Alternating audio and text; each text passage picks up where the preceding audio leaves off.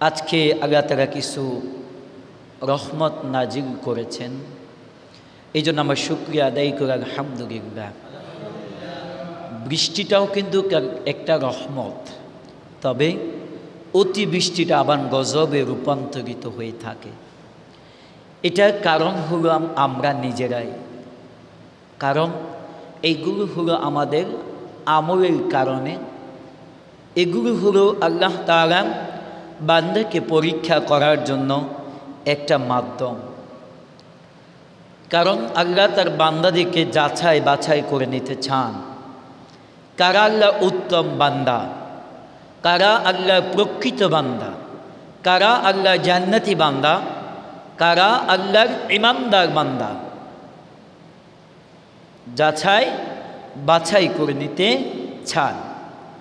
সূরাতুল বাকারার মধ্যে বলেন, ওয়ালানাবলুওয়ান্নাকুম বিশাইইম মিনাল খাউফি ওয়াল জুই ওয়া নাকসিম মিনাল আমওয়ালি ওয়াল আনফুসি ওয়াস সামারাত ওয়া বাশশিরিস সাবিরিন। যারা ধৈর্য ধারণ করবে, যারা সবরকারীদের মধ্যে অন্তর্ভুক্ত হবে, ওয়া বাশশিরিস সাবিরিন।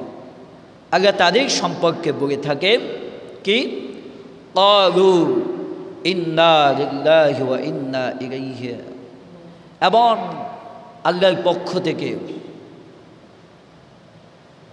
যাই আসে সন্তুষ্ট থাকে যারা, বিপদ আসুক মুসিবত আসুক যেই কোনো বিষয় আসুক না কেন, বান্দা যখন আল্লাহর উপর সন্তুষ্ট থাকে, ধৈর্য ধারণ করে, আর আল্লাহ তাআলা তাদেরকে পছন্দ করেন, আল্লাহ তাআলা তাদেরকে ভালোবাসেন। এখন আমরা কতটুকু আল্লাহ ভালোবাসা অর্জন করতে পারতেছি আমরা জানি। কারণ এই বৃষ্টির মধ্যে যেভাবে যেখানে আমাদের দরকার ছিল 5 ওয়াক্ত নামাজ জামাতের সাথে আদায় করা, বাড়িতে মা বোনরা যায় নামাজ বিছিয়ে নামাজ আদায় করা, সেখানে দেখা যাচ্ছে মসজিদগুলো শূন্যতে রূপান্তরিত হয়ে গেছে। সেইখানে দেখা গেছে মানুষগুলো সে আল্লাহ তাআলাকে আরো ভুলে গেছে।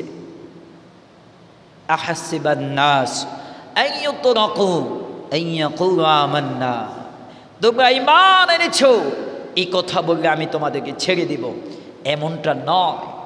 তোমাদেরকে পাকাপুক্ত করতে হলে তোমাদের পরীক্ষা উত্তীর্ণ হওয়া। গতকালকে 2025 সালের এইচএসের রেজাল্ট দিছে না? এই বছর বিগত বছর হারে তুলনায় এই বছর ফেলের সংখ্যা অনেক বেশি। যারা এই বিষয়ে অবগত আছেন তারা জানেন অনেক। গতকালকে আমার সাথে একজন স্যারের সাথে কথা বললেন, কারণটা কি? স্যার বললেন বিগত বছর একটা দলীয় প্রভাব থাকত, অমুক নেতা ছেলে অমুক দলের কর্মী, তাদের বিষয়ে একটু ছাড় দেন না বিপদ আছে। স্যার বললেন এই বছর দলের কর্মীর প্রভাব নাই, দলীয় কোনো